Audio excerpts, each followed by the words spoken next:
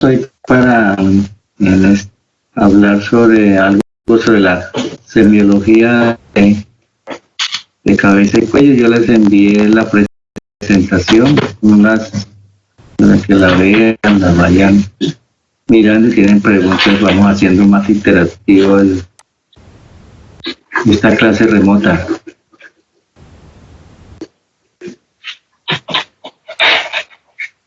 Aunque faltan todavía por unirse en hartos, ahí veo 19.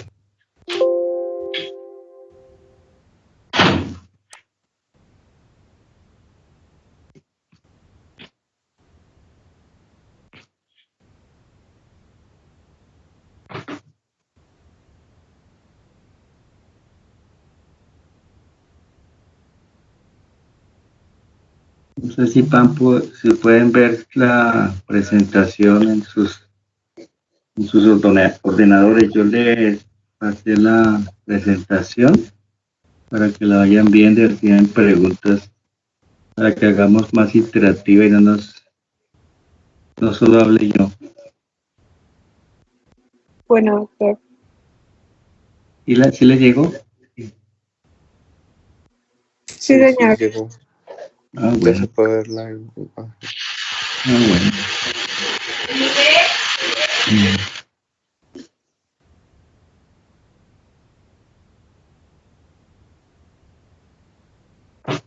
Creo que no hay sino 19, podemos empezar porque no creo que se vayan a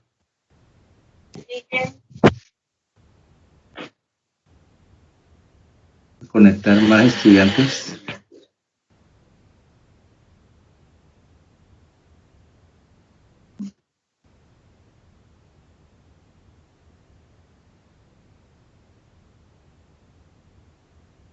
Bueno, para la semiología de cabeza y cuello, pues debemos de recordar que por allí pues pasan y se contienen varios órganos y sistemas, ¿no? Del encéfalo, está contenido en nuestro cráneo, el tallo cerebral y todos los órganos que por allí discurren, ¿no? El cuello pasa todo el sistema vascular, tanto arterial y venoso, el sistema nervioso, la médula espinal, por la columna cervical, que pueden ser donde se sitúan muchas enfermedades o patologías que nos hacen nosotros como médicos el diagnóstico de muchas enfermedades. En el cráneo, como ustedes recordarán, el cráneo es una estructura bastante sólida y que resiste más que cualquier otro hueso del cuerpo, porque hay un órgano vital que es el encéfalo. El cráneo pues está compuesto de cráneo y cara, ¿no? Ustedes saben, el cráneo viene en el vientre de la madre, no viene sin desarticulado, ya después de que nacemos, con el tiempo y los meses esas suturas se van cerrando, las suturas que tiene el cráneo, y que es una sutura que se llama sinartrosis. ¿Se acuerdan de las células, las fibras de Charpey, que son las que hacen que se haya esa fibrosis en las suturas y se cierre? Pero cuando ustedes estén por pediatría van a ver que es muy importante la forma y los diámetros del cráneo, porque si esas suturas se cierran antes de lo debido, pues no dejan que el cerebro acabe su maduración y va a haber problema en el sistema nervioso central para el recién nacido y para el lactante menor. Pero eso seguramente lo van a ver en pediatría. Entonces cuando un niño nace, es importante medir las circunferencias del cráneo, y de hecho en el desarrollo psicomotor se van midiendo en las tablas que se hacen, se va midiendo el desarrollo midiendo el cráneo cómo va creciendo, ni que crezca mucho ni que deje de crecer, porque uno puede hacer el diagnóstico, por ejemplo, de una hidrocefalia, y se ve el cráneo muy grande, y con respecto a la cara, ustedes pueden ser, o que estén abombadas las suturas o el sitio de unión, pues uno piensa que está teniendo una hidrocefalia. Puede ser que se tapó la coto de Silvio y entonces hace que el líquido cefalorraquídeo ponga haga, como no se han cerrado las suturas, pues haga ver el cráneo muy grande, pero eso lo van a hacer en pediatría, ¿no? Las suturas más o menos se van cerrando, para los 2 años ya están cerradas, ¿no?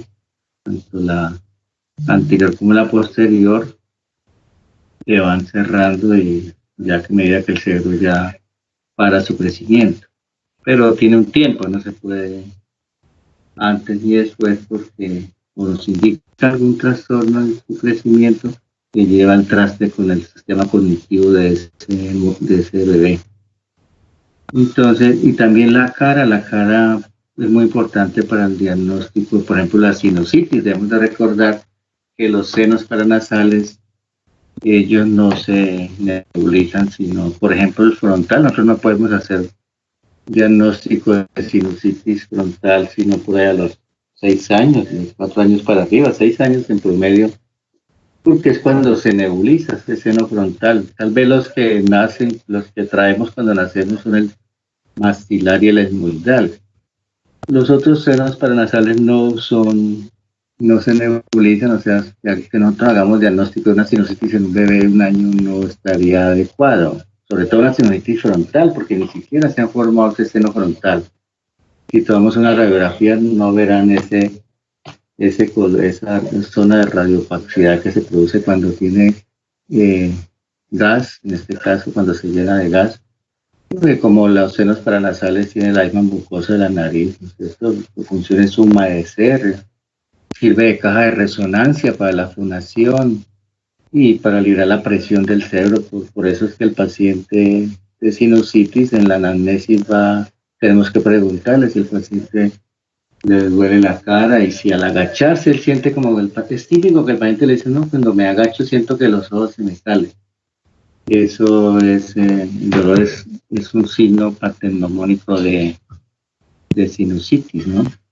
Entonces, estos recordatorios anatómicos nos sirven para tener eso bien clarito, para nosotros no ir a hacer un diagnóstico erróneo. Entonces, a los que van ingresando, acuérdense, la sinusitis no hacemos diagnóstico y no está seguramente después de los 6 años, para estar más seguros que los senos paranasales estén formados. Por ejemplo, hay niños que nacen con acordarse que en la nariz pues tiene unos cornetes que son muy importantes, son 3, de 3 a 4, pero básicamente 3, el inferior, medio inferior, que sirven para calentar el aire, para filtrar el aire y por su sistema ciliar para depositar algunos detritos que vengan en el aire. O sea, es muy importante que nosotros como médicos restablezcamos la vía nasal, o sea, que no se nos vuelva un paciente respirador bucal, porque trae como consecuencia que le dé infecciones tanto en la vía respiratoria superior como la vía respiratoria inferior. Acuérdense que la vía respiratoria superior puede ir hasta la carina y de ahí hacia abajo la inferior. Entonces siempre que damos un paciente respirador bucal, un niño, un adulto, debemos de propender para restablecer su vía respiratoria superior, no dejar que siga pasando los días, porque puede pasar que el paciente le dé infecciones respiratorias a repetición, y más aún podemos pacientes más adultos hacer un diagnóstico de apnea del sueño, una cosa que cobra mucha importancia, un diagnóstico que cobra mucha importancia porque se ha visto que puede producir muerte súbita, daños en el corazón, infartos. A un paciente debemos de restablecer cada cosa se hizo, ¿no? Para el uso de la nariz para respirar y más de los otros sentidos de la olfacción. Tienen mucha importancia en la respiración y en la protección de la vía respiratoria tanto alta y baja. Un paciente con apnea del sueño, un paciente roncador, tenemos que no dejar eso pasar en la anamnesis que hagamos, tenemos que preguntar eso, porque no podemos dejar pasar ese diagnóstico por alto, porque es un paciente que puede tener trastornos cardiovasculares serios que los lleven a, por ejemplo, a infartos, daños cardíacos o a fallas cardíacas a lo último, ¿no? Ya está muy importante nosotros restablecer la vía respiratoria, por eso paciente hipertrofia de cornetes, cuando examinemos con el nasofaríngeo las cornetes, debemos de verlos. Primero que tengan su color bien rosado, que no se vea mucho moco ni que esté hipertrofiado. Y entonces nosotros le hacemos las preguntas al paciente, ¿no? Si tiene, ya sabe si ha habido, si es roncador o si tiene trastorno en la respiración, para nosotros diagnosticar alguna rinitis crónica o alguna alteración en la hipertrofia de cornetes, hasta problemas cancerosos, ¿no? Que pueden pasar. Acuérdense que la lágrima drena al segundo cornete, entonces también debemos de revisar el conducto lagrimal, que algunas veces algunos niños nacen con esta obstrucción, que puede ser total o parcial. Y se ve en el saco lacrimal, se ve la lágrima acumulada que no bajó a la nariz, y tenemos que masajear el saco lacrimal para tratar de abrirlo. Nos toca cambiar el otorrino para que le hagan la corrección de normal, porque si no nos produce un ojo húmedo. Pues si la lágrima no tiene por dónde drenar, pues se lo mantiene llorando el ojo, aunque la lágrima se produce constantemente y hay expulsión por acción del músculo orbicular de los ojos, pero debemos de mirar que el paciente no presente ojo húmedo, porque hay que investigar que no tenga una alteración del conducto lagrimal. También nosotros podemos en la semiología descartar enfermedades como ojo seco, típicos de esas enfermedades del colágeno o esas enfermedades como el Sjögren. Entonces en la semiología de cabeza y cuello hay que tener bien presente la anatomía y la fisiología de toda nuestra cabeza y cuello, que es vital para nuestro diagnóstico clínico. Como que por ahí pasa, figúrese, la médula espinal, el esófago, la tráquea, como ustedes ven en la diapositiva, y todo el sistema vascular, tanto carótidas. Acuérdense que en las carótidas tienen gran importancia en los pacientes de más edad. Por ejemplo, un paciente que nos consulte porque al rotar su cabeza hacia un lado u otro presenta mareo o lipotimia, debemos de pensar que pueda tener una artrosis de columna cervical, tanto así que cierre los agujeros de confusión. Como ustedes se acordarán, las arterias carótidas, su recorrido hacia el cerebro da una rama de las vertebrales que se van a formar al entrar al cráneo, forman el polígono de Wilks, como ustedes se acordarán muy bien. Entonces, repasar esta parte de la anatomía porque es una consulta frecuente. El paciente que se lipotimiza por solo rotar la cabeza puede tener un trastorno de la vértebro basilar por una artrosis de la columna cervical, porque la columna cervical, por sus agujeros de conjunción, por donde hacia transcurren las arterias vertebrales, se pueden cerrar por una artrosis de columna cervical. Y es típico el paciente que nos refiere que al rotar la cabeza se desmaya o siente una lipotimia. Entonces, sabiendo nosotros la anatomía por donde discurren las arterias, podemos inferir el diagnóstico y ya mandaríamos imágenes diagnósticas que nos corroboren el diagnóstico. Entonces, el sistema, como ustedes ven, en el cuello pasa todo ese sistema vascular. Ustedes utilizan ese sistema venoso, por ejemplo, para el diagnóstico de una falla cardíaca derecha, en el cual se ve la ingurgitación yugular en el cuello y que lo clasificamos de acuerdo al esternocleidomastoideo en grado 1, grado 2 o grado 3.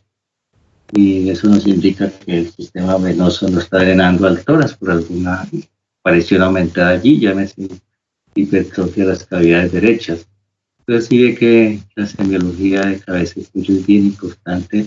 Como les digo, la parte pediátrica es vital en el desarrollo del cerebro, del cráneo, y por eso hacemos las mediciones que se hacen en el desarrollo psicomotor del niño, en la IEPI hasta los 5 años, que vamos midiendo el cerebro para que tengan, de acuerdo a las tablas, se ubiquen en el correcto desarrollo del cráneo, que no nos vaya a dar problemas en el sistema nervioso.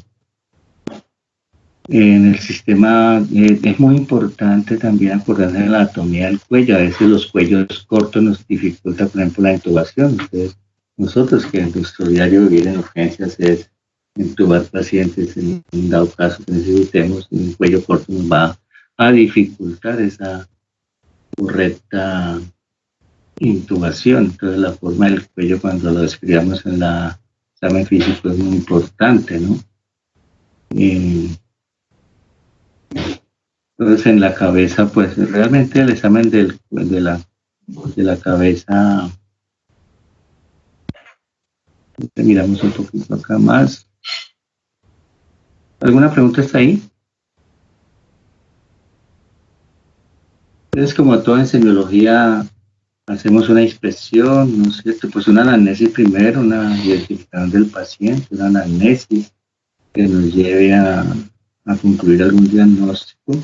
La anamnesis, uno de los síntomas capitales en el paciente, sobre todo los adultos, es la cefalea, porque la cefalea puede venir del propio cerebro o de parte externa del cerebro como el cuello. Hay cefaleas occipitales, cefaleas globales, el cefalea occipital, el paciente muy estresado, tenemos que mirar en qué ambiente se está desenvolviendo el paciente, si es una paciente estresada o paciente, la cefalea es más en personal femenino que mantiene muy estresado, que presenta una cefalea en racimos, una cefalea occipital que se irradia la región parietal, parieto-temporal, izquierda o derecha, dependiendo del nervio que esté saliendo de la región occipital. Recuerde que hay un triángulo allá occipital donde sale el nervio occipital, donde queda un punto de Arnold. El punto de Arnold es importante reconocerlo porque ahí podemos hacer diagnóstico de la neuritis de Arnold, por ejemplo. La neuritis de Arnold, ustedes con su dedo pulgar pueden palpar en la región occipital, sea derecha o izquierda, en el triángulo occipital, y el paciente presenta un dolor exquisito allí. Hay pacientes mujeres secretarias que están muy estresados por esta carga laboral que hacen que los músculos se contraen, como es un triángulo aquí, los músculos se contraen y al salir el nervio occipital lo comprimen, literalmente, que hace que produzcan esos dolores de cefalea o cefalea o neuralgia del occipital, y que a veces no pasa con analgesias, que el neurólogo le da una infiltración allí en el triángulo occipital y con eso le pasa el dolor. Es una consulta bien frecuente de las cefaleas, pero nosotros debemos de mirar que a veces cuando uno no sabe cuál es la causa de la cefalea, pues uno dice, no, pues tiene una migraña, ¿no? Migraña clásica, migraña complicada, porque tiene fosfenos, tiene vómitos, tiene náuseas, puede acompañarse hasta de mareo o de prodromos. El paciente siente un olor desagradable, un olor, o puede ver visión borrosa o fosfenos, y al rato y la paciente ya dice, uy, me va a dar la migraña. Siempre hace que la paciente consulte al médico la mayoría de las veces, pero ustedes van a ver que esta gente lo manejan con sedantes, ¿no? Con amitriptilina, además del calmante de urgencias, pues el neurólogo cae siempre de estas sustancias que relajan al paciente. O sea, no hay que justificar bien si le vamos a mandar algún examen con un taco, eso, porque no es, seguramente no le va a salir nada, porque es algo puramente de tipo tensional. Tensional no quiere decir que tenga la tensión alta, porque a veces muchos de los pacientes llegan y dicen, no, es que estoy asustado porque tengo mucho dolor de cabeza, que tengo que tener la tensión alta, y casi siempre el 80% uno toma la tensión, está normal. O sea, es más tensional, quiere decir que todo el estrés y eso hace todos los músculos que tenemos en el cuello, y no solo ellos, sino, acuérdense que en el cerebro todo va, vena, arteria, nervio, todo va pegado. Si se entonces un trastorno vasomotor por el simpático, que se altera la adrenalina, hace que los vasos le peguen a los nervios y produzcan dolores. Un solo tranquilizar al paciente y ver la causa de ello. Es muy importante que nosotros la anamnesis miremos bien el entorno que se mueve el paciente en estos casos y también la edad, porque un aneurisma cerebral casi, a no ser que sea una enfermedad persistente en el paciente, eso a cualquier edad, 20, 30 años puede dar. O sea, el paciente tiene una alteración que ya venga con su nacimiento. Recuerden que el aneurisma es una disección de la íntima y la adventicia, y se puede romper en el cerebro más grande. En toda parte del cuerpo es grave, pero en el cerebro pues ni se diga. A veces el paciente no alcanza a llegar a urgencias, se rompe en forma súbita. El súbito y no necesita que tenga la tensión alta. Entonces, el antecedente es muy importante mirar los antecedentes de la paciente, ¿no? Entonces, la familia tiene algún historial de eso, de problemas tumorales, pero para eso nos sirve mucho el examen neurológico, porque los problemas tumorales van dando a veces el único síntoma o signos o síntomas del paciente convulsiona, no, toda convulsión tardía hay que pensar mal. Mal es que tenga un tumor, o sea, un aneurisma, ¿no? Un aneurisma que esté contenido puede seguramente producirle una cefalea o puede llegar a convulsionar, además de las infecciones que se puedan presentar en el cerebro. A veces los pacientes de riesgo, el paciente que tiene riesgo sexual, como homosexuales, ¿no? O multipareja, que no, sin protección, uno debe pensar en un VIH, ¿no? Una toxoplasmosis cerebral. Realmente el paciente, su primera síntoma sea una cefalea y una convulsión. Entonces, toda convulsión tardía hay que pensar más.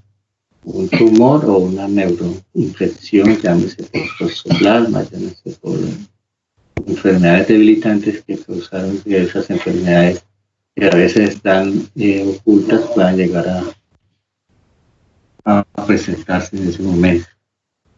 Entonces, es muy importante los antecedentes en el paciente con cefalea, ¿no? Los antecedentes recientes debemos de mirar si el paciente tiene un trauma, si el paciente está en un paciente con un trauma craneoencefálico, nosotros debemos de, lo van a ver en neurología, pero un paciente así a grandes rasgos, los traumatismos que hayan presentado, es un trauma. A veces uno ve pacientes con traumas crónicos, pues, pacientes que se golpean, llámese porque viajan en un carro que se golpean en la cabeza, pero son pacientes de edad. Eso puede haber un hematoma subdural crónico y que produce cefalea. O sea, es muy importante la edad en estos casos, porque es un paciente de edad 70 o 80 años que está expuesto a traumatismo crónico, sea pegarse con la varilla del carro, sea hábitos de que tenga Parkinson y se caiga frecuente, se golpee, o que tenga alguna otra entidad, una diabetes. Puede que debemos de pensar que en una cefalea crónica el paciente puede estar haciendo un hematoma subdural, y el hematoma subdural es creciente y va empujando la masa encefálica y por ende se puede herniar por el tallo cerebral en el agujero magno. Ya recordarán que el agujero magno es la única, ya en un cráneo que ya esté totalmente sellado, o sea, el del adulto puede, el único sitio por donde pueda herniarse es por el agujero magno. Entonces, ya cuando se hernia el agujero magno, pues no vamos a dejar llegar a eso, o sea, que el paciente ya tendrá una anisocoria y posiblemente cambios de conducta, ya el paciente está como atontado, y eso sería un hematoma crónico, subdural crónico, un trauma agudo, un accidente de moto, cualquier tipo de accidente, si presentó un hematoma también, pues ya se produce de forma aguda, y con el examen neurológico que muy bien han visto, podemos descartarlo.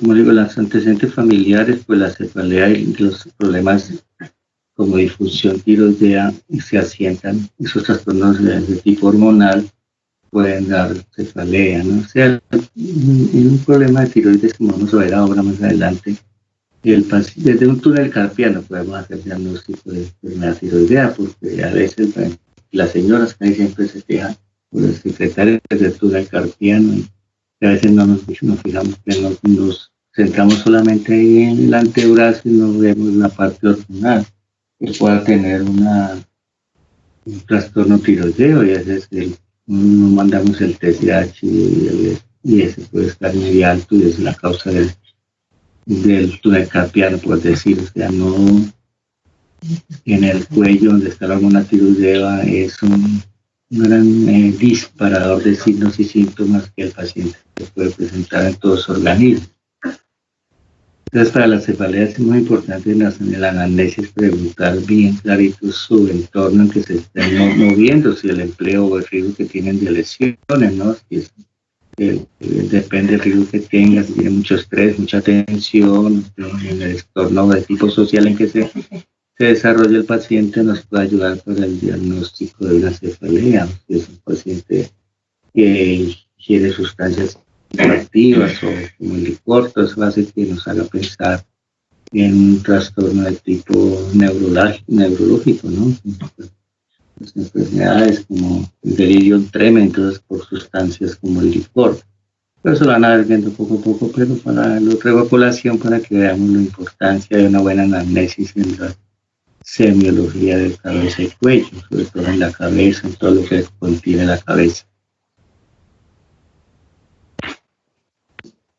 Ahí está más o menos todo lo que les he dicho, algunas recomendaciones, pues se les envié para que tengan, cuando hagan su anamnesis, traten de preguntar todas estas ítems, para cosas de que no se le pase alguna patología que nos haga errar en el diagnóstico.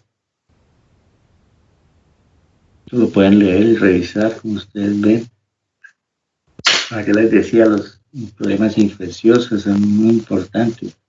Cualquier convulsión, una epilepsia tardía, hay que descartar una neurosífilis, una toxoplasmosis cerebral, por un paciente con VIH, depende de la edad también y del riesgo que hace todo el riesgo que tenga el paciente. Le hace el puntaje de Butler, que seguramente ustedes van a aprender más adelante. Ya lo hablamos, que son las cefaleas tensionales, son racimos, cefaleas crónicas. Eso en la cefalea, como les decía, un cuadro diagnóstico porque se presenta en un alto porcentaje, entonces debemos de ser bien concretos y bien detectivescos en tratar de diagnosticarla para que no nos vaya a pasar un tumor, un aneurisma, ¿no? Pero todo depende de la edad. Eso cuando van a tratar con neurología seguramente van a ver la edad que más se produce y el género que más se produce, ¿no? Pero así es grande rasgo lo que les decía, ¿no es cierto? De no olvidarse de la anatomía, por donde sale el músculo occipital, que es una causa bastante frecuente para los puntos de Arnold, porque ellos son vitales para esa cefalea, sobre todo, pulsátiles o pacientes muy estresados. De pronto con solo fisioterapia, y si no, pues toca que lo infiltren. Ya lo hacen de competencia del neurólogo que le haga los tratamientos de rigor. Pero ya hay unos tips para que ustedes tengan presentes más o menos cómo deben de orientar a ese paciente. Porque la cefalea es el pan de todos los días. Ustedes lo van a ver, las de 20 consultas al día, tal vez 5 son de cefalea. Son bien frecuentes. Y a urgencia llegan cefaleas, el paciente desesperado porque tiene una cefalea de 10 que ha tomado pastillas en la casa, que la ha inyectado y sigue muy mal. Y a veces con solo nosotros oírlo, con solo nosotros escucharlo y ver qué problemas trae, casi que se mejora un alto porcentaje, además de los analgésicos inyectados, pero no debemos de una vez pasar a la inyección si antes es una anamnesis y saber cómo que se está desinhibiendo el paciente. Ya si tiene otros síntomas agregados como náuseas, vómitos, fosfenos o vómito en proyectil. Un vómito en proyectil nos indica que el paciente está haciendo un trastorno neurológico y que está herniándose, por ejemplo, dicen que el núcleo del vómito queda en el tallo, entonces si está herniando el tallo por el agujero magno, pues nos va a producir un vómito en proyectil, o inclusive las infecciones, la meningitis, puede producir un vómito intenso y cefalea, pero puede ser el caso del paciente, probablemente va a tener un niño, 12 años, 7 años, paciente con historia de otitis crónica, la otitis puede darle una meningitis, o se llaman signos parameningios, porque están tan cerca de darle una meningitis. La sinusitis puede ser un signo parameningio, que el paciente puede presentar una meningitis que es grave para el paciente si no hacemos el diagnóstico pronto, ¿no es cierto? El paciente además tendrá otros hallazgos neurológicos como la rigidez nucal, el Kerlin, el bruxismo que ustedes ya vieron, pero el vómito es otro hallazgo que nos puede decir eso. Además, acuérdense que en el examen neurológico vamos bajando, ¿no es cierto?, desde el tercer par que nos ayuda para la anisocoria, todo eso antes de que seguramente si tiene un tumor antes de que presente vómito, pues habrá el trastorno en la ocular como la anisocoria o enfermedades como el Chagas que produce el síndrome de Romaña, que es ese edema periorbitario por el fluido que produce el Chagas allí. Entonces en la topografía, el análisis del paciente, no debemos de hacer una buena engranaje entre la anatomía, la fisiología y la función de este paciente para nosotros hacer un diagnóstico adecuado. Pero allí están más o menos un resumen de cómo nos enfrentamos a un paciente con cefalea, que vuelvo y repito, es bastante una consulta muy nutrida, la cefalea, y tenemos que hacer una análisis adecuada para que no se nos vuelva no se nos pase algún problema de eso, ¿no? Como les decía ya antes, la meningitis y las hemorragias subaracnoideas son frecuentes, no solo traumáticas, sino puede ser un trauma crónico, así por más leve que pensemos, puede dar una hemorragia subaracnoidea, pacientes de edad, como les decía ahora, varios casos hemos visto nosotros en las urgencias, como puede tener un hematoma sutural con solo un pequeño trauma, no tiene que ser un trauma muy severo. Entonces, ya en los jóvenes sí, sobre todo los accidentes de moto, esos sí son agudos, son diferentes. Pero los traumas crónicos, que son los que más nos dan reto para el diagnóstico, hay que estar muy perspicaz y muy ojo avisor en ese sentido. Entonces, porque las personas llegan y dicen, no, que es que tengo la tensión alta. Ustedes van a ver que cuando toman la tensión la gente está normotensa.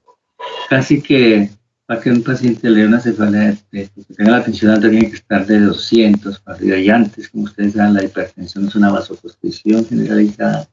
El paciente antes llega dormido, como en coma llega antes. Si uno le baja la tensión y el paciente abre los ojos, por la gran reacción vascular que produce la hipertensión de la vasoconstricción y las pequeñas arterias del cerebro son más veras, tanto así que el paciente se defiende lipotimizándose. Entonces uno va a ver, pues, examen neurológico normal y le baja la tensión, el paciente se despierta como por arte de magia. Pero entonces no pensemos que sean las cefaleas de un síntoma capital de una hipertensión 2, no le da ese síntoma como tal. Otra causa frecuente de consulta es las hemorragias subconjuntivales de la paciente. Más adelante vemos una diapositiva, que es el paciente que llega con una sangrado en la conjuntiva y que le dice, doctor, por la otra de la familiar, que muy asustado porque le va a dar una trombosis, ¿no? Una trombosis porque tiene una hemorragia subconjuntival. Ustedes van a ver cuando roten por oftalmo que la hemorragia subconjuntival, el oftalmólogo le dice, no, solo lágrimas artificiales y espere que pase. Porque como ustedes saben, la conjuntiva es muy sensible al cambio de temperatura, a la brisa. Se puede ir con cualquier situación de esas que el paciente presenta una hemorragia subconjuntiva, que lo único que hacer es hidratar esa conjuntiva con lágrimas artificiales y protegerse de gafas, algo para que no le moleste, lo que produce sin molestia. Pero lo más alarmante es que cualquier hemorragia el paciente llega realmente preocupado. Entonces, no es todo tranquilizarlo, claro, tomar la atención para que él se dé cuenta que está bien, pero no es así un signo que lo relacionemos con eso, más con un trastorno de, como les dije, o sea, pero ustedes se van a enfrentar con la consulta. Yo me he enfrentado con la consulta miles de veces. Ustedes les va a tocar porque el paciente le va a decir, vengo porque seguramente me va a dar una trombosis, porque les dan hemorragia subconjuntiva. Que les muestro una diapositiva de eso, si no la han visto, para que vean. Entonces,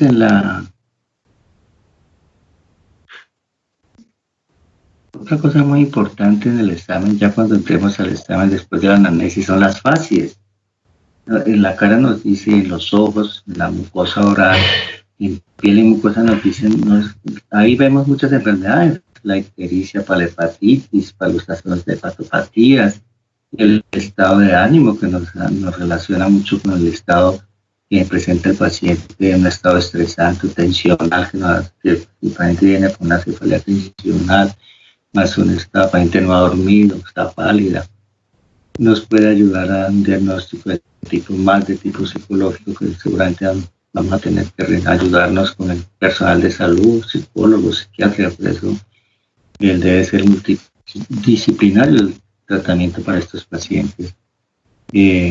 Aquí pueden, ya harán ellos diagnósticos de sus patologías de tipo tensional o de tipo anímico, como la depresión, las angustias. Todo eso lo vamos nosotros como médicos, lo vamos a ver en la fase nomás del paciente y claro, con el interrogatorio. Ustedes ven los pacientes tomadores o alcohólicos crónicos, en la punta de la nariz ven esa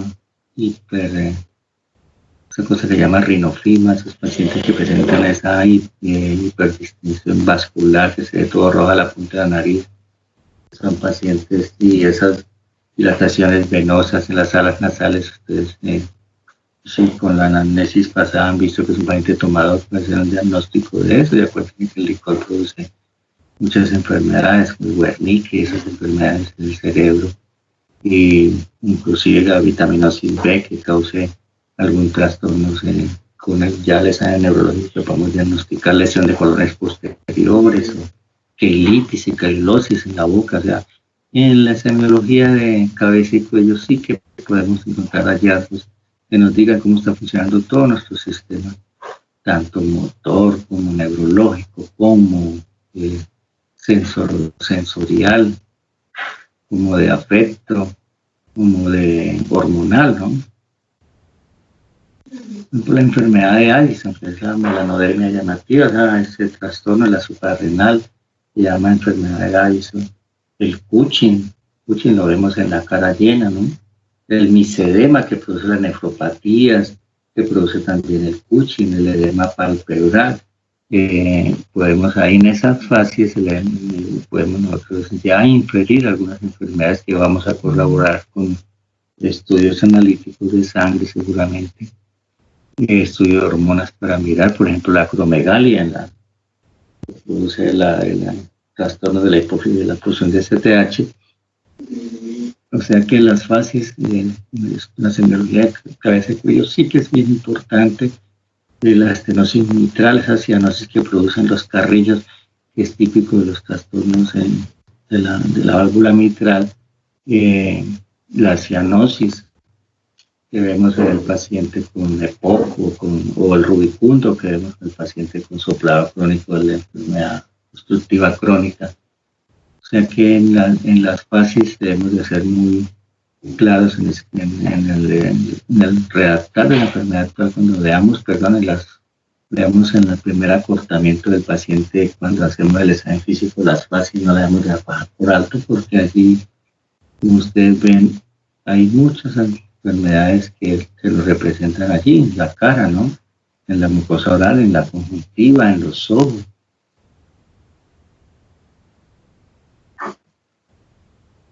Él les trae una diapositiva para que esto le pase bien para lo que les decía en pediatría o para cuando vamos a entrar a un paciente, el cuello corto. Unas definiciones que tengan claro eso, ¿no?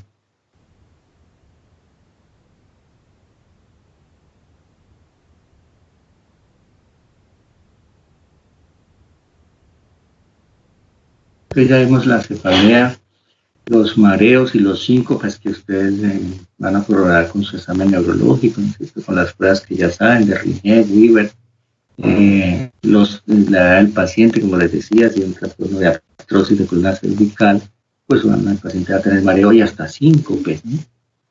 Y las alopecias, una de las más frecuentes que se ve en la consulta es la alopecia areata, ¿no? Ya la alopecia androgénica por la edad del paciente masculino, pero una mujer no es normal. Entonces, una mujer, si el paciente está empezando a caerse el cabello, o el cabello se hace delgado, hay que pensar en enfermedades tanto infecciosas como endocrinas, ¿no? Por ejemplo, el hipotiroidismo puede producirle eso. Las alopecias areatas quiere decir monedas, que se ven en esa área de alopecia, desde los niños a los adultos. Los adultos puede ser más por estrés, en los niños es por más problema micótico. Total, eso tenemos que remitirlo al dermatólogo para esperar sus infiltraciones que hacen, ¿no? Los tratamientos que hacen para matar la causa, tirar la causa y pues hacer que vuelva a restablecerse el folículo piloso y el paciente restablezca su cabello en ese sitio. Entonces, eso en cuanto a la semiología de cabeza, ya les he hablado. Siguiendo bajando, pues los ojos ya van a ser una clase de oftalmo, ¿no es cierto? Pero pues, si grandes rojos, nosotros debemos de mirar cómo está la agudeza visual, que eso lo hacen con la tabla de SLED, mientras lo vamos a mandar al optómetra primero, ¿no es cierto? Para que el optómetra es el profesional que le mira todas esas dismetrías y todos esos trastornos de refracción, que en el 6-10 aparece así, trastornos de refracción, miopía, astigmatismo, hipermetropía, la presbiacusia, que ya en las personas de edad, en el cual por el cristalino que se pierde su elasticidad en la fibra del colágeno, la zónula ya no hace su buena contracción, buena corrección en cristalina, entonces el paciente de mayor de 40 años empieza a hacer presbicia por la no buena enfoque que hace el cristalino, entonces debemos de enviarlo al optómetra para su tratamiento del rigor. Acuérdense que el optómetra es el que hace todas las mediciones. Ya el fondo de ojo que ustedes también seguramente ya hay que aprenderlo a hacer, ¿no es cierto? El fondo de ojo para ver todas las retinopatías y las vasculopatías, tanto diabéticas como hipertensivas. Acuérdense que antes de hacer la punción lumbar siempre hay que hacer un fondo de ojo, porque con que tenga una hipapiledema que nos puede indicar una hipertensión endocrina. Y si hacemos una punción lumbar, mejor dicho, que nos hernie el cerebro por el magno, por la descompresión que le produce. Una causa frecuente de cefalea es la cefalea postpunción lumbar. Ustedes van a ver que el antecedente reciente es que la paciente la operaron, una cesárea, un paciente operaron de los meniscos, le pusieron una anestesia que llaman raquidia, y a veces se filtra un poquito de líquido cefalorraquídeo, como acuerden que el líquido cefalorraquídeo que producen los cuerpos coroides del tercer y cuarto ventrículo, pues ellos se forman ahí mismo, ¿no? Cada 72 horas que se están formando en promedio. Entonces, si se le escapa un poquito de líquido cuando hubo la punción, esa descompresión produce gran cefalea, y es típico la cefalea que la señora que recién, pues, con la historia de que lo operaron hace 2 días, por decir algo, y viene, doctor, es que me levanto de la cama y es un mareo y un dolor de cabeza que no me pasa con nada. O sea, es una cefalea de decúbito, y con el antecedente reciente que tuvo una punción lumbar o que le hicieron un procedimiento, nosotros debemos de inferir que está haciendo una cefalea postpunción, que así se llama en el 6-10, y tenemos que remitirlo sea al anestesiólogo. Casi siempre el anestesiólogo que le hace la corrección, le llaman, que ellos llaman parche de sangre, o solamente con ponerle líquidos, tener reposo, el líquido cierra el proceso, ¿no? Y pues, a veces no necesitan ir a la clínica sino reposo y estar acostado con la cabecera elevada a 30 grados y tomar mucho líquido, y a esperar que el líquido cefalorraquídeo se vuelva a producir o se vuelva a contener y el paciente le pasa la cefalea. Pero si no lo sabemos, pues no le podemos explicar al paciente y el paciente entra en pánico. Esto sobre la agudeza visual es muy importante, pero eso ya hay clases para eso, para que se demuestren un poco en eso más. En la esclerótica del ojo, pues como les decía, allí pueden ver muchas entidades, como la ictericia, los depósitos de cobre, el anillo de Kleefscher, los trastornos hepáticos, ¿no? O sea, en la cara, en el ojo, se puede ver muchas enfermedades que nos pueden estar gritando que hay una enfermedad en otro lado, nos puede estar impidiendo que paciente con una cirrosis hepática, una hepatopatía, sea aguda o crónica. Como les decía, las enfermedades como el Chagas producen ese signo de Romaña, que es ese edema periodicitario. como tal, los trastornos de lípidos, ¿no es cierto? Los santomas, que ahorita por ahí de nada positiva en santomas, pues la acumulación de grasa debajo de la piel, subdérmica, eso nos indica que puede tener un trastorno del metabolismo de los lípidos, puede tener una hipertriglicemia pura o mixta que nos hace diagnosticar. O sea, si vemos eso, nosotros debemos, en su plan de trabajo, seguramente le vamos a solicitar algunos exámenes de esto, ¿no es cierto?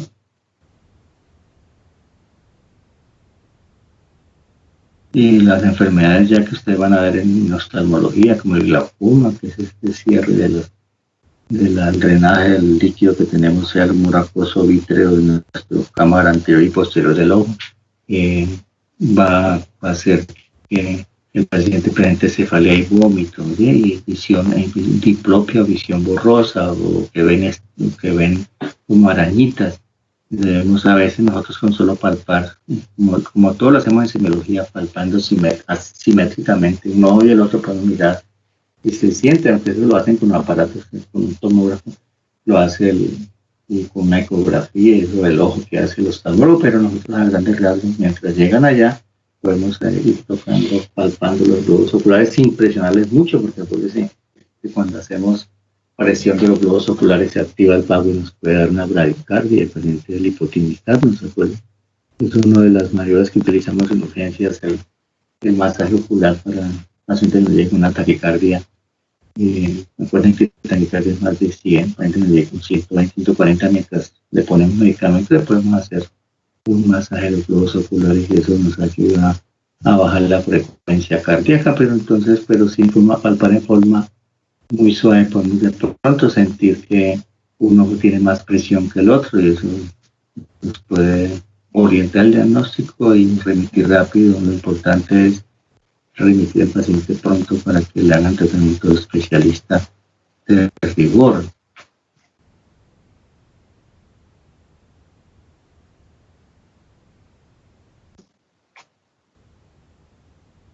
En el examen más de la cara, acuérdese que, por ejemplo, la falta de colas en las pestañas nos hace inferir una enfermedad de ETS, como la sífilis, que produce una amputación de las colas de las cejas.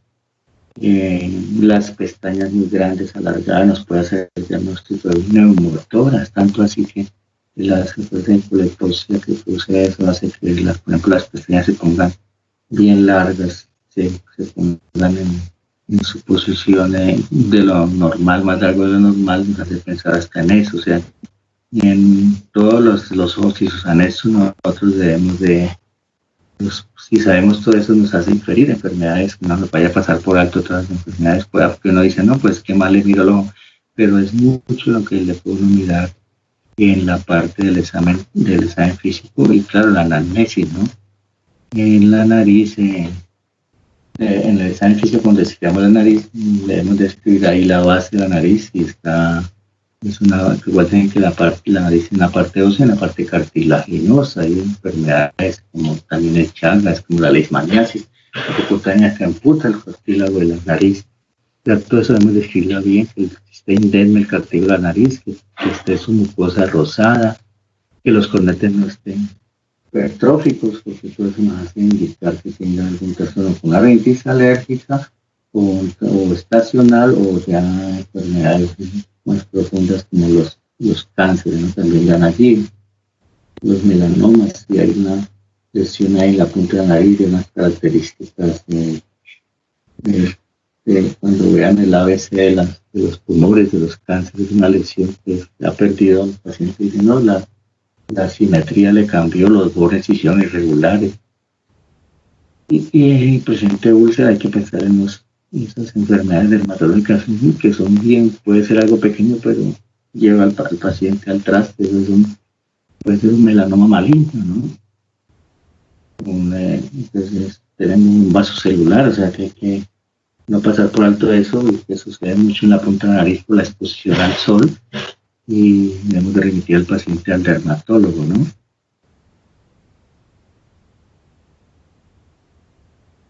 Ya que entremos a la boca, desde los labios podemos ver enfermedades que se asientan allí, ¿no es cierto? El herpes, infecciosas, la queilosis, que son esos ragaes, que son esas fisuras en los ángulos de los labios, que nos puede indicar, junto con una lengua saborosa, una vitaminosis D, por ejemplo, los pacientes ancianos, con mala técnica en el lavado, porque que la saliva es muy importante para, tiene una, evita la caries, ¿no? Evita las enfermedades, que el tipo infeccioso lo evita los alimentos, además, en estos pacientes de edad, casi siempre sus secreciones bucales han bajado, la secreción, por ejemplo, una enfermedad de Richter o una Sjögren, son enfermedades que de antígeno anticuerpo que atacan las glándulas y no dejan que se produzca la salida. Entonces, ojo seco, boca seca, hay que pensar en que pacientes que tienen una enfermedad de Sjögren, que es una enfermedad autoinmune, que debemos remitir al internista para que haga los estudios de rigor, ¿no? Puede que esté acompañado de la artritis, del lupus, que son enfermedades que atacan todas estas glándulas y nos hacen nosotros como semiólogos inferir alguna entidad de esas que nos toque hacer el diagnóstico, impresión diagnóstica, como se llama, para luego que lo corroboren con algunos análisis que hagan, ¿no? La lengua, si no nos olvidemos ver la lengua, aunque ustedes lo van a ver más adelante, pero básicamente debemos de revisar que tenga todas sus papilas, que no estén aplanadas las papilas, que pues, ahí se sientan infecciones, son pues, bacterias que pueden aplanarlas y alteran el sabor y el gusto que normalmente sentimos con los alimentos, ¿no? Y hacen trastornos. Ya me acuerdo que la primera fase es la digestión, además de la cefálica, la fase oral, en la cual hay una buena en la distribución de los incisivos. Recuerden que los incisivos cortan el alimento, los caninos desgarran y los molares trituran el alimento, tanto así de que llegue al estómago un bolo alimenticio para que sea mejor digerible, ¿no? Si no hacen una buena digestión, uno enseñamos al paciente a hacer un uso correcto de sus dientes, los incisivos que corten, los laterales que desgarren, o las molares que trituren su digestión. Y desde ahí debemos enviarlo seguramente al periodoncista o odontólogo que le mire su higiene oral, porque es muy importante la digestión. Nosotros debemos de hacer un correcto diagnóstico para remitir al paciente al odontólogo. Si le falta alguna pieza dentaria, todas las piezas son necesarias, pues debemos enviar al odontólogo para que haga la corrección necesaria, tanto de que no nos altere la digestión del paciente o la fonación, que también se la puede alterar la fonación del paciente.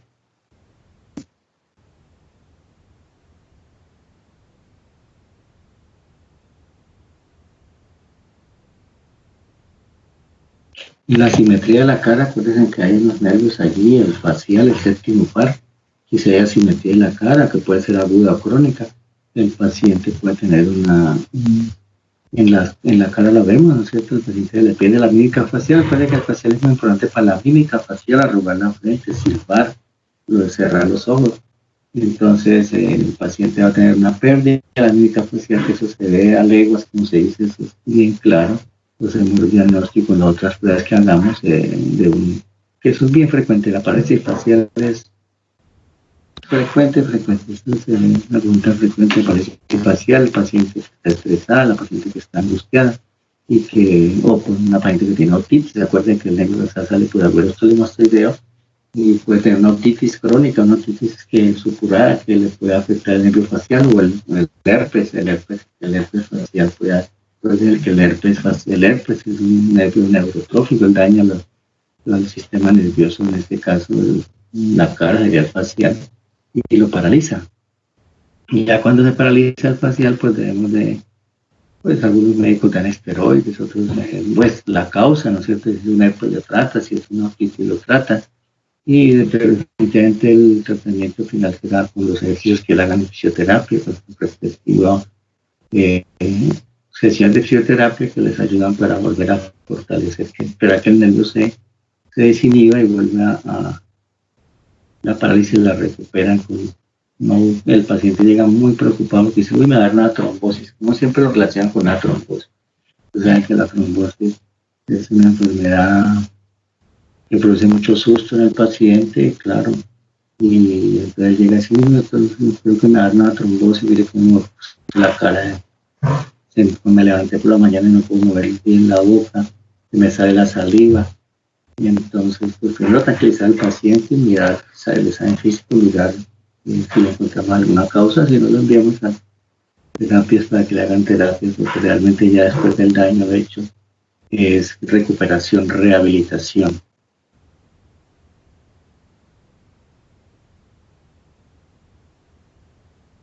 Como les decía, los ojos, pues nosotros los médicos utilizamos la tabla de Snellen para grandes rasgos nosotros mirar si el paciente tiene un trastorno de refracción, que pues realmente el optómetra es el que va a hacer el diagnóstico definitivo, pero nosotros sí podemos inferir como para remitir, ¿no?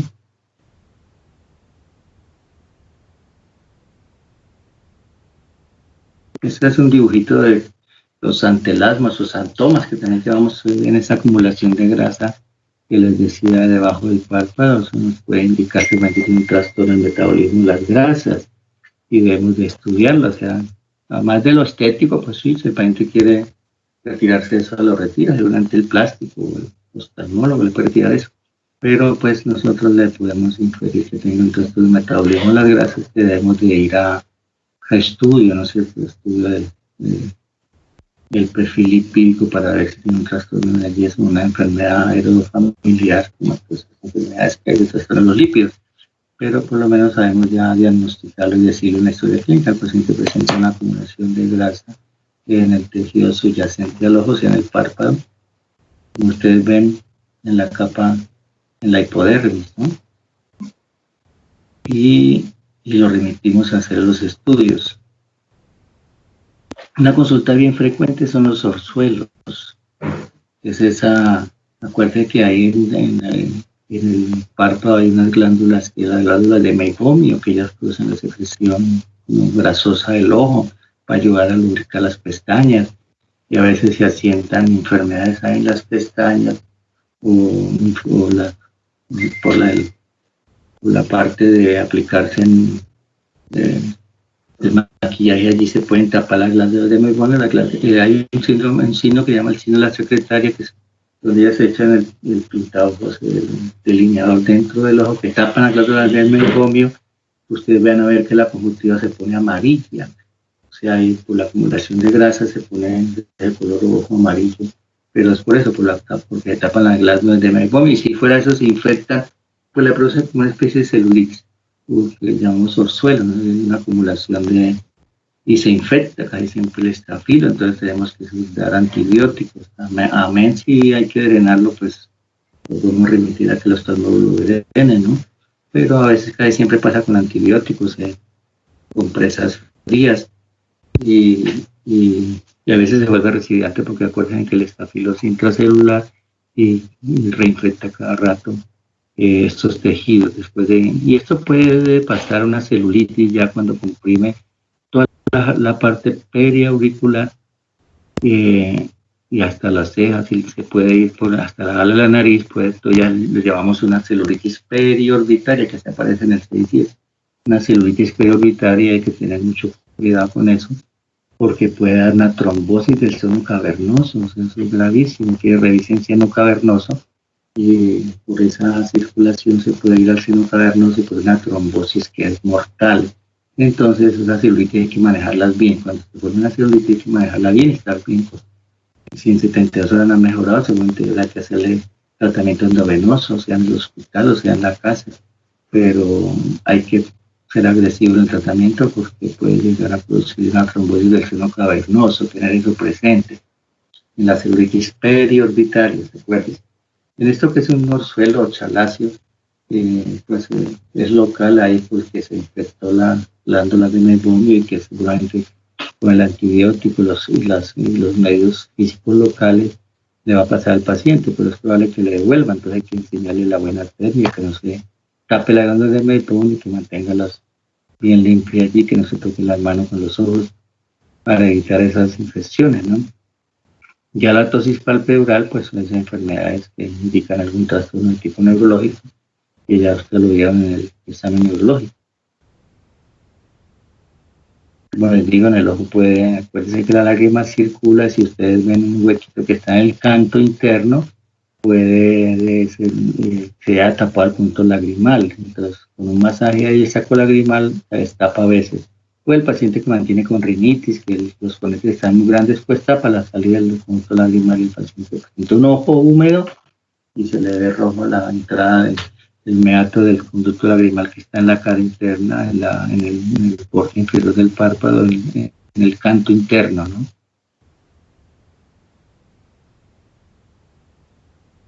Esa es la que yo les decía, la hemorragia subconjuntival, que es muy frecuente que lleguen los pacientes y consulten por eso y que llegan muy asustados. Y dicen, uy, yo creo que me va a dar trombosis, lo que yo les decía. Pero es una hemorragia subconjuntival que, como les dije, puede ser por trauma solo viento, ya le puede dar trauma de una ventisca o algo que viniera ahí en él. Pasa eso, ya los pacientes de más edad puede ser un trastorno de vitaminosis C, ¿no? Pero un trastorno en la conjuntiva es una hemorragia que pues realmente ya solo hay que ubicarlo y protegerse, ¿no? Pero también hay que tomar la atención y tranquilizar al paciente. En la parte más abajo es el terigio, que se define como una resequedad de la conjuntiva, otra vez por pacientes que andan en moto, que mantienen mucha exposición a la luz, al sol, luz solar y luz artificial, le puede dar una resequedad de la conjuntiva que se llama terigio, y pues si ya el terigio que se ven ahí ya es un grado 2, 3, que ya está llegando a la mitad de la pupila, puede interferir con la visión, tendrán que remitirlo al oftalmólogo para que haga la corrección, y ellos le hacen la corrección normal. Cuando es grado 1, grado 2, pues no, uno lo remite y se lo devuelven, porque el oftalmólogo dice, no, todavía no está de cirugía, pero sí hay que explicarle al paciente lo que tiene y las protecciones, que utilice protectores solares, gafas oscuras, o que si anda en moto utiliza la visera para que no hiera la conjuntiva todas las veces. Y ese trauma constante produce que hay una fibrosis de la conjuntiva que se llama terigia. Los exoftalmos, ya sea la enfermedad, las enfermedades como Graves, base-doco, hipertiroidismo o hipotiroidismo, nos puede, por ejemplo, el exoftalmo es más del hipertiroidismo, que cause esas facies, esas formas, así como se ve la cara de la señora. Lo más abajito que dice úlceras corneales, son casi siempre virales o bacterianas. Eso es muy urgente que lo remitan al oftalmólogo. Pero en el ojo podemos ver algunas obstrucciones del ojo por la acumulación de algunas sustancias grasas, ¿no?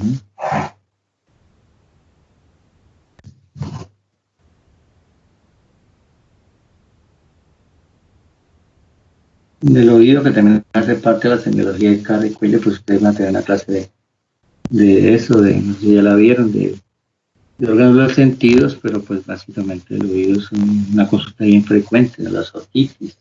De los pacientes más adultos, la autoesclerosis, ya llega consigo a la hipoacusia, ¿no? La hipoacusia, pues, todo paciente que refiere a hipoacusia le debemos de enviar con el otorrino previo examen de una logoaudiometría, se llama el examen que mandamos para que cuando vaya al otorrino vaya con algún estudio que llamamos logoaudiometría, para mirar a ver si el paciente necesita audífonos, ¿no? Pero pues eso lo van a ver en la clase de otorrinolaringología que ustedes ven.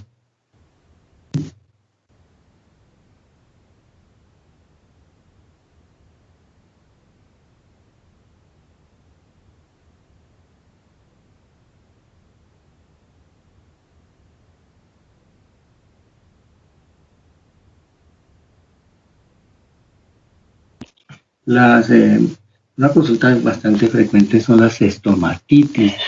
Las estomatitis, que es esas úlceras que producen, como su nombre indica, estomatitis, inflamación del estómago, que es la boca, que tienen que revisar bien con el bajalengua, tanto la región periodontal anterior como periodontal interna. También hay que ver el frenillo. A veces el frenillo está corto y entonces el paciente tiene algunos trastornos en la pronunciación de las palabras o vocales labiodentales. Total que mire que nosotros podemos con eso ya le preguntamos a la señora que tiene algún trastorno para las labiodentales, remitimos al paciente, sobre todo el niño o el adolescente, al especialista de rigor. En todo caso el otorrino nos puede ayudar con eso, o hasta el odontólogo le puede cortar el frenillo. Entonces, cortar el frenillo es como cortar una uña, como no sangra, pero realmente lo remitimos. Pero nosotros podemos mirar el frenillo, miramos y le preguntamos al acudiente, en este caso la mamá o el papá, si tiene un trastorno del habla, que entonces tengamos que, después de que le hagan el procedimiento, mandar la terapia de lenguaje, ¿no? O sea, nosotros no debemos dejar pasar por alto. Y así, todo mismo que al odontólogo, si vemos la reacción de la boca, vemos una caries, un trastorno de mala oclusión. Acuérdese que en los más adultos los trastornos de mala oclusión hace que haya un golpeteo en la ATM, en la articulación temporomandibular, que le lleve a que la paciente sea una causa de cefalea. La mala articulación, sea un traumatismo que tenga la paciente, o que tenga debe ser en tijera y no debe ser que no golpetee diente con diente, porque eso hace que el paciente presente bruxismo, y debemos entonces remitirlo al odontólogo que le haga esos aparaticos que hacen para relajarla, en este caso, o para corregir. Acuérdense que en eso hacemos, cuando veamos la práctica, tratamos de con las manos hacer que el paciente de la boca y sentimos si se siente un clic en la articulación ATM, o sea, en la articulación temporomandibular, que le esté causando bruxismo al paciente o cefalea, ¿no? Y por ende mala digestión, ¿no? Con el bajalenguas podemos hacer en todo lo que es el reflejo nauseoso, que estamos valorando los pares craneales, y vemos el paladar blando y duro, aunque esté indemne, la úvula que no esté desviada o que esté edematizada. A veces en esas úvulas llenas de agua con edema, una rinitis, con un problema de faringitis viral, que hace que se produzca ese edema en la úvula, que se ve como llena de agua, y podemos hacer diagnóstico de problemas tipo alérgico, o sea, casi siempre viral. Y ya los problemas neurológicos que ustedes vieron, la úvula desviada, ¿qué quiere decir? Eso es muy importante.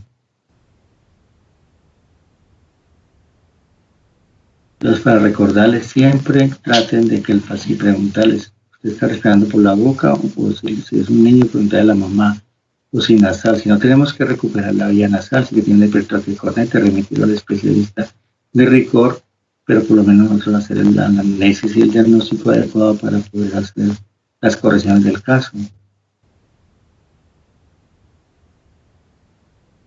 Las glándulas, acuérdense que un alto porcentaje de la salida lo produce la glándula parótida, esa glándula que está en el ángulo mandibular, que la atraviesa el conducto de Stenn, que desemboca en el segundo molar. Eso lo podemos mirar nosotros con el bajalengua, con un escobillón, mirar el segundo molar y tratarlo de percutir, y miramos cómo sale la saliva. Lo mismo que las submaxilares, debajo de la lengua donde está el frenillo lingual, ahí están las dos salidas de la glándula, las submaxilares, sublinguales, perdón, que ustedes con el escobillón lo pueden estimular, y ustedes miran cómo sale la secreción saliva, porque no solamente es el estímulo cuando llega la comida, la fase cefálica, la digestión.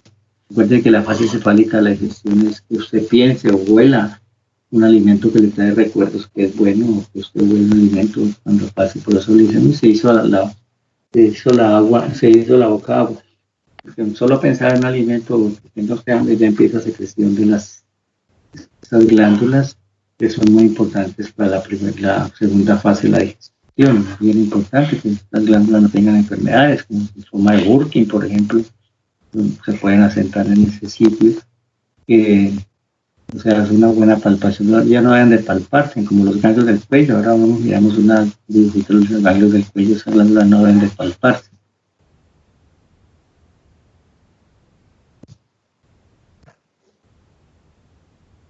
Entonces, con el bajalengua debemos de mirar los pilares anteriores y posteriores de las amígdalas. A ver si un dibujito para que miremos eso. Los tipos de lengua, es muy importante lo que les decía, la estomatitis, la estomatitis actósica, como ustedes ven ahí, esas úlceras que quedan en la lengua, que la gente dice que tiene sapos, puede ser una estomatis enteroviral, puede ser viral o micótica, ¿no? O puede desencadenar algún trastorno. Algunos pacientes con ácido úrico alto que pueden presentar eso, y con solo darle esas drogas para ácido úrico se les quita eso. Pero hay que mirar el aseo bucal y algún virus que tenga el paciente allí para hacer las correcciones del rigor. Ya las lenguas, como las lenguas aurales, que es típico de esa lengua que vemos en los pacientes de edad, por la mal aseo o por la misma edad que tienen otras enfermedades adyacentes, neurológicas, que no dejan que haya una buena lubricación, pues la debemos de escribir bien en el examen físico, y cuando hacemos la historia, pues debemos de ponerlo ahí. Entonces, en las amígdalas debemos revisar cómo se ve el dibujito, el pilar anterior, el pilar posterior y la amígdala, si está ese cúmulo de órgano linfoide que es la amígdala. Aquí hay unos criterios de Centur que ahí se los dejé para el diagnóstico de amigdalitis cuando vean otorrino. Las amigdalitis casi todas son virales, ¿no? Se ven que la gente se va tomando un antibiótico por deporte, por así decirlo, van a la farmacia, dame el antibiótico porque tengo amigdalitis. No debe hacerse eso, porque ahí la estadística muestra que las infecciones amigdalianas son en un porcentaje, también un 80% son virales, ya las otras infecciones por estreptococo. Entonces, seguramente en patología vieron la estreptococo que produce, la amígdala produce, acuérdense en el adagio ese que en la fiebre reumática, la estreptococo lame las articulaciones pero muerde el corazón, ¿no es cierto? Acuérdense que todo, a veces el odontólogo les va a mandar pacientes porque le va a hacer un procedimiento, hacerles una extracción bucal, entonces a veces lo mandan porque es un paciente que tiene problemas en el corazón, una valvulopatía, está muy claro la relación entre algún procedimiento que dan en la boca y alguna exacerbación de esas bacterias bucales que le lleguen a afectar otra vez las válvulas cardíacas. Entonces ustedes van a requerir el concepto a ver si le ha aceptado actual tratamiento bucal a un paciente que tiene una valvulopatía, o porque al revolverle o al alterar la microbiota en la boca le puede desencadenar una valvulopatía. De hecho, se acuerdan de la fiebre reumática. La fiebre reumática es eso, ¿no? El estreptococo daña las válvulas del corazón, una valvulopatía mitral, sobre todo aórtica, sobre todo mitral, que lleve al traste con la vida del paciente. O sea, pero realmente estar tomando antibióticos. Por eso le traje los criterios de Centor para uno hacer el puntaje si el paciente realmente tiene un estreptococo, una amigdalitis o estreptococo es casi siempre viral, ¿no?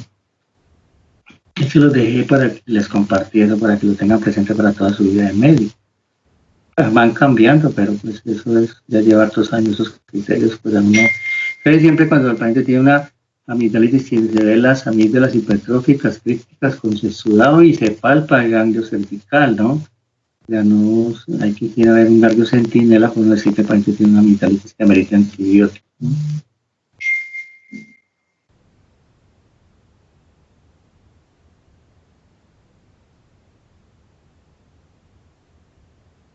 Del cuello ya hemos hablado, que están pues ahí un resumen anatómico y qué es lo que tenemos que investigar por cómo colocar al paciente, como está el dibujito anterior, ¿no es cierto? El paciente en posición anatómica usual y los movimientos del cuello que son amplios para mirar cómo está la columna cervical, si presenta chasquidos, si presenta signo de Neri, que eso lo van a ver cuando vean problemas de hernias discales, y el problema de cuando vean un doloroso, pues hay unos dolores que vienen de allí reflejados del cuello.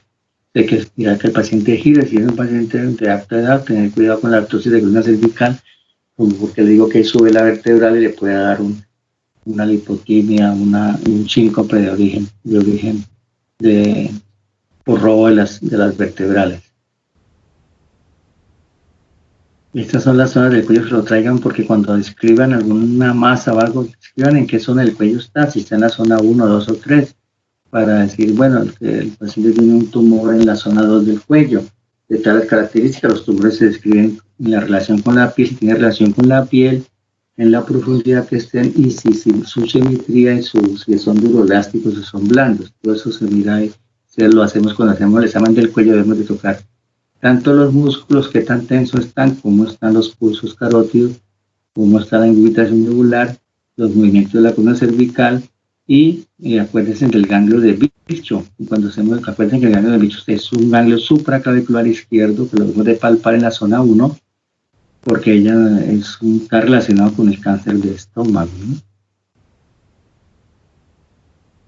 personas para que la tengan presente y puedan, cuando hagan su historia clínica, describir en qué zona del cuello está el problema, si es en la zona 1, como les decía, el ganglio de Virchow, que es en el supraclavicular izquierdo, nos puede indicar que el paciente tiene un cáncer de estómago.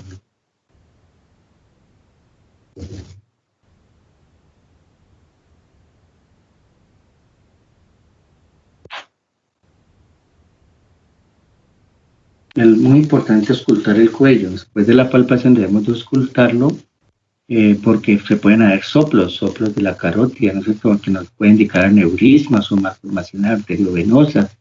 Es muy importante auscultar el cuello. Como le digo, lateral, donde por suben los vasos sanguíneos, ¿no es cierto? Lo hacemos la auscultación correspondiente. En la palpación del tiroides, pues ahí hay unas maniobras que pueden llevar, que se las dejo escritas para que las repasen.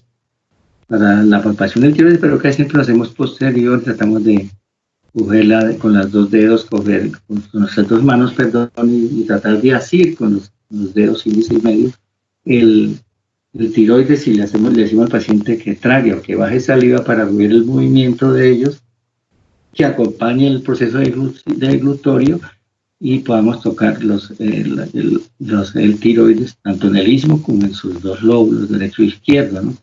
Y si a la inspección vemos que tiene bocio, perdón, el bocio puede ser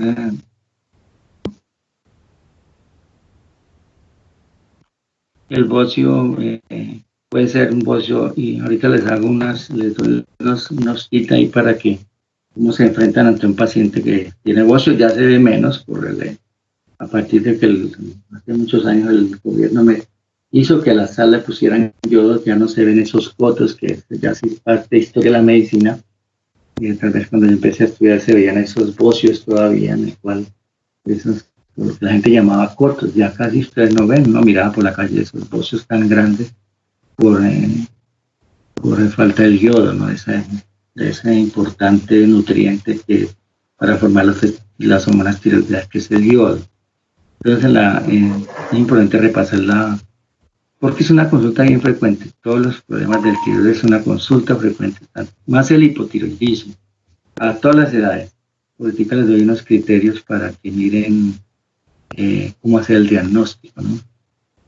Los ganglios del cuello, ahí están las cadenas ganglionares, ¿no es cierto?, anterior y posterior del externo, occipital, retroauriculares, submetonianos, porque ellos drenan, depende, si ustedes tocan un ganglio submaxilar deben de pensar un problema de la boca, una estomatitis, un acceso a la glándula sublingual, que se ve muy frecuente, el paciente le presenta eso, hasta ya problemas generales como tumores, los linfomas, las leucemias, pueden dar adenopatía, ¿no es cierto?, de que lo que acuerden que los ganglios cervicales no son palpables.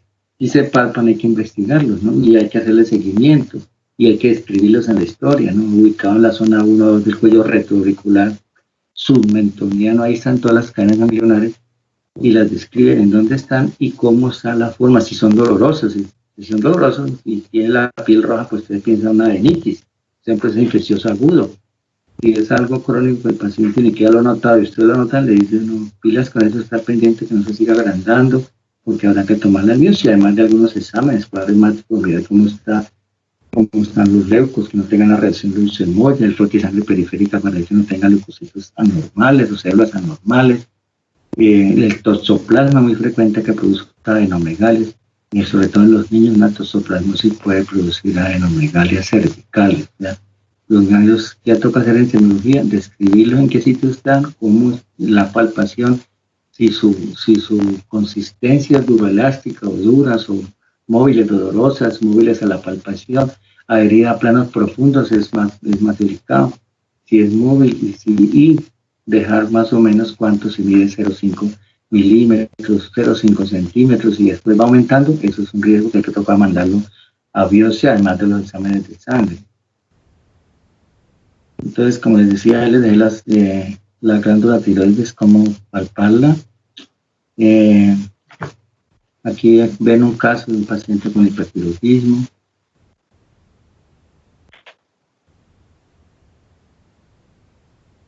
Estas tablitas se las dejo ahí para el diagnóstico para que usted le haga el puntaje al paciente, sea el de Zuriski o en estas tablitas, esta es la escala de Zuriski que nos hace un diagnóstico de más o menos 96% de inferir que el paciente tiene un hipotiroidismo, ¿no?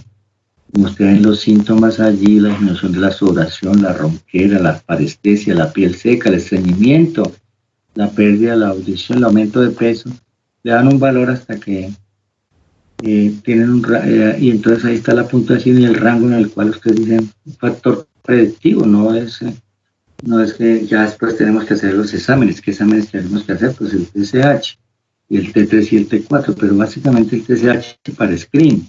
El TSH le sale un valor de 12, pues nosotros pensamos que el paciente tiene un hipotiroidismo. Si se le sale un valor de 10 o menos, entre 5 y 10, hay que hacer las de T3 y T4 porque seguramente tiene un hipotiroidismo que se llama subclínico. Eso lo van a ver en medicina interna. Subclínico quiere decir que todavía no se le ha presentado tanto para darles medicamentos.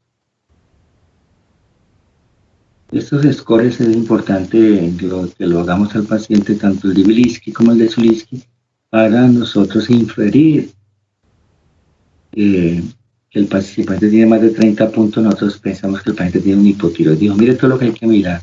Como le digo, la sudoración, piel seca, intolerancia al frío, aumento de peso, constipación, disfonía, parestesia, sordera, piel fría, piel engrosada. Casi siempre el paciente, la señora viene, ay, hágame un examen de tiroides porque es que me estoy engordando mucho. Y mire que la subida del hipotiroidismo, por ahí 1 kilo será lo que altera en el peso normal de una paciente. El sobrepeso no es un criterio así poderoso para decir que para uno mandarle un TSH, más bien hacer todas las otras pruebas, todo lo otro screen, y ya podemos justificar mandar el TSH. Porque el tiroides, acuerden que todas esas enfermedades que ustedes van a ver en medicina interna, Gracias, el voto, el hipotiroidismo, la tiroiditis Hashimoto, lo que más se ve es la tiroiditis de Hashimoto, que produce es una alteración antígeno-anticuerpo que ataca la glándula tiroidea, no le deja producir la hormona tiroidea. Acuérdense, las hormonas fisiológicamente activas, el T3 y el T4, porque el TSH se produce en el cerebro, pero como eso hace un feedback positivo o negativo, si el paciente tiene un T3 y un T4, una hormona tiroidea baja en sangre, pues el cerebro piensa que le hace falta estímulo, entonces por eso se llama hormona estimulante en tiroides. Se libera esa hormona que es la que podamos medir nosotros en sangre para efectos de hacer un diagnóstico adecuado. Como le digo, la tiroiditis Hashimoto es tal vez la más frecuente que se ve, la que casi uno a diario ve, y pues uno por lo menos hace el TSH y ya los otros exámenes de competencia del especialista, que son los anticuerpos antiperoxidasa. Nosotros en médicos generales no los mandamos el T3 y el T4, el TSH. Primero el TSH para screen, y como le digo, si le aparece más de 10, deben de hacer menos. Si está más de 10, 12, 13, pues alguien tiene hipotiroidismo, claro, tienen que mandarle ya medicamentos. Si está en ese rango, que 5, 6, 7, 10, hay que mandarle, no hay que mandar droga de una vez, sino mandar los otros exámenes, de 3 y de 4, no sea un hipotiroidismo subclínico. Claro que se van a ver al detalle en medicina interna, ¿no? Pero para que no vayan así tan visuales a la medicina interna, acordarse de eso, que recuerden que puede haber un anticuerpo que daña la antiperoxidasa, que daña la peroxidación de 3 a T4, entonces nosotros tenemos que hacer este estudio para ver si es un problema anticuerpo, que la mayoría de veces pasa eso. Les dejé un cuadrito que les sirve para medicina interna para que hagan una correlación de eso. En resumen, pues como ustedes vieron, en resumen, ya para terminar, no sé si están cansados, el examen físico tiene que ser minucioso, hay que mirar la edad, los niños hacer la medición del cráneo, eso lo van a ver en PIP, en sus clases de pediatría, que tienen que hacer la medición. Uno anda con su cintilla para estar midiendo el perímetro cefálico. El niño nace con un perímetro de 45 más o menos, si usted encuentra un perímetro de 50 o más, y para que tenga un cráneo grande, macro, que hay que pensar que el paciente tiene o una enfermedad tiroidea o una infección endocraniana, que ya lo van a ver con otros estudios, ¿no? El cuero cabelludo que esté bien implantado, puede tener la implantación de tipo ginecoide o androide, los hombres, a medida que va pasando el tiempo, las testosterona, los andrógenos hacen que de pronto se le caiga el cabello. Se llama androgénica, una alopecia androgénica. Ya las alopecias areatas, que es lo que van a ver en dermatología, cuando roten por dermatología, que ustedes seguramente les van a enseñar a hacer el diagnóstico y la infiltración que se hace para tratar de restablecer el folículo piloso. Eso lo van a ver en dermatología. Y seguimos bajando, como les digo, muy juiciosamente con la cara, cráneo y cara. Ya las fases que les mostré, que ya nos dicen el asiento de muchas enfermedades, las conjuntivas, para mirar si es ictérica o pálida, para ver si el paciente tiene anemia, o si al contrario tiene una enfermedad, una hepatopatía, que nos ayuda al diagnóstico. Allí lo vamos a ver. Vemos también las pupilas que sean redondas, ¿no es cierto? Que no tengan más, que no están ni muy mediáticas, ni muy mióticas, y que tengan sus reflejos que ustedes vieron en el examen neurológico. Como le digo, la dentadura debe ser completa, si no enviar al odontólogo para que haga sus correcciones de normal, que sea la oclusión adecuada, que no tenga una mordida cruzada por un prognatismo, que tenga un golpeteo en el ATM. Todo eso debemos de nosotros examinar para hacer las correcciones del caso con la ayuda de los profesionales de esa área. Y en la nariz mirar las vibrisas que estén adecuadas, que no estén aplanadas y que los cornetes no estén muy grandes, para nosotros garantizarle una buena respiración al paciente. Acuérdense que debemos de propender que la respiración sea nasal, no bucal. Y en el cuello, en el orden, pues, es simétrico. Vemos las adenopatías, el tiroides, los pulsos, la ingurgitación yugular. Eso es un resumito de todo lo que hacemos en el examen físico del paciente con tecnología de cabeza y cuello. ¿Hay alguna pregunta, chicos? No los dejé hablar, pero qué pena. ¿Alguna pregunta?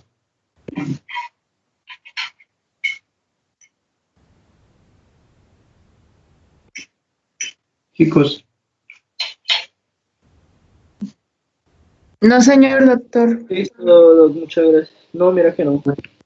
Ahí les dejé las diapositivas para que se orienten los puntajes que les dejé de tu lista, es muy importante para el diagnóstico de hipertiroidismo, que es una de las consultas bien frecuentes. Entonces, que descansen, que espero que les haya servido y que les sirva para su vida médica. Un abrazo. Listo. Muchas gracias, doctor. Muy bien. Gracias, doctor. Hasta luego. Siempre bien.